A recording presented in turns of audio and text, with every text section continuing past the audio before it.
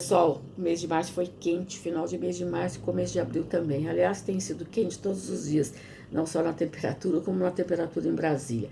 Mas vamos lá, a jornalista Regina Vilela, que é muito bem informada e tem um conhecimento histórico muito bom, ela deu uma entrevista para o Jornal da Cidade e ali está elencado um cronograma dos acontecimentos. Você pode ver lá, bem detalhado, que eu transportei também para o meu portal zoomnews.com.br. O que aconteceu, eu vou tentar resumir, porque a história é um pouco longa. Em 2018, quando o Bolsonaro ainda era candidato à presidência, e quando ele recebeu a facada, obviamente, a mando da oposição ou daqueles temerosos que ele fosse eleito, no dia seguinte a esse fato, os generais se reuniram com o comandante Vilas Boas, que era o comandante da época, junto com o STF, e ficou combinado com o presidente do STF, Dias Toffoli, o general Vilas Boas intercedeu para isso, para que fosse nomeado o general Fernando Azevedo como um assessor junto ao STF e que pudesse fazer uma integração melhor do STF com as forças militares. Muito bem, o Bolsonaro venceu e depois começaram os problemas a surgirem contra ele, todo dia apanhando, porque ele demonstrou, e toda a campanha dele, que era que ele não roubava e não deixava roubar, foi posta em prática e isso incomodou demais o sistema corrupto.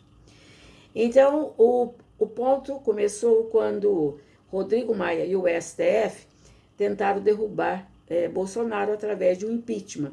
E isso foi descoberto por Roberto Jefferson, que deu uma entrevista para o jornalista Eustáquio, aquele que hoje está paraplégico por não se sabe por quê, se foi resultado de torturas ou se foi porque ele caiu, está sendo investigado ainda.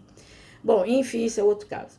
Enfim, daí quando depois, com o passar do tempo, como isso foi abortado, esse impeachment, com o passar do tempo, de um certo tempo, não muito longo, foram eleitos os novos presidentes da Câmara e do Senado, o Lira e o Pacheco. Os dois, então, pareciam que iam iniciar, o Rodrigo Pacheco e o Arthur Lira, pareciam que iam iniciar um tempo de bonança para o governo.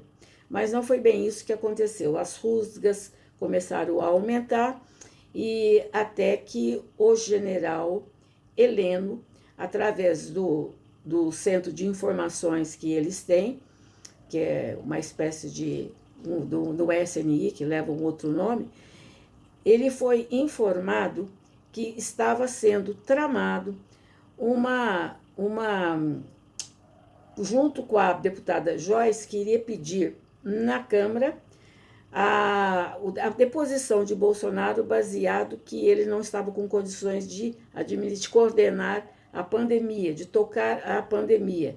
Ele estaria mentalmente confuso e não habilitado para isso. Parece que existe um preceito legal na Lei de Segurança Nacional, que eles arrumam lei para tudo quanto é lugar.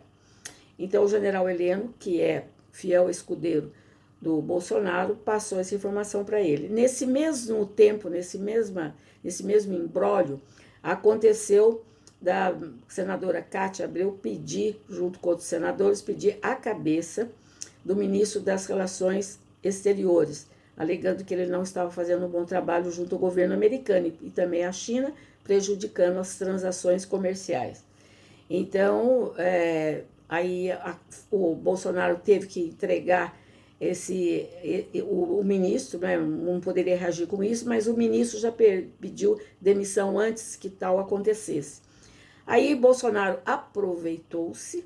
Depois, o general Fernando Azevedo, que era o ministro da Defesa, aquele que lá atrás tinha se colocado pelo general Vilas Boas junto ao STF, e que agora era ministro, que até então era ministro da Defesa, depois o ministro da Defesa, e no lugar dele colocou um outro general, que é o Braga, e o general Braga já tomou posse em seguida e trocou os comandantes da Aeronáutica, os comandantes do Exército e da Marinha. Uma troca que foi uma bomba para o Brasil, principalmente para a mídia, que não estava sabendo de nada. Então, isso o Bolsonaro falou assim por cima, que era uma coisa natural, mas sabe-se dos bastidores que esta troca, segundo dizem, foi porque o general Fernando Azevedo teria falado no telefone WhatsApp com o presidente do STF, Fux, que lhe perguntou como era a posição das Forças Armadas com relação ao governo, e ele teria dito que o Exército não faria nada, absolutamente nada, porque isso era um assunto da política e não das Forças Armadas. Ou seja, abriu caminho e agiu como Pôncio Pilatos.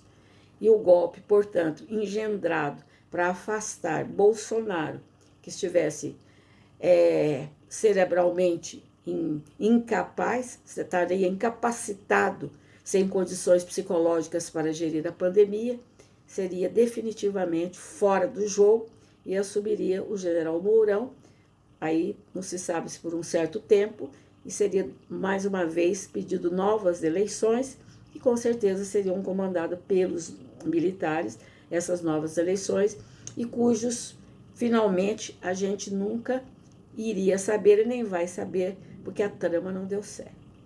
Como se vê, como todo mundo pensava que a saída seria, como o povo pedia nas ruas, a intervenção militar e o Bolsonaro no governo, todos esses estavam errados. O povo estava errado. Se isso acontecesse, essa intervenção militar pedida por Bolsonaro, ele já estaria fora do governo, porque aqueles militares, aqueles generais, não lhe dariam apoio.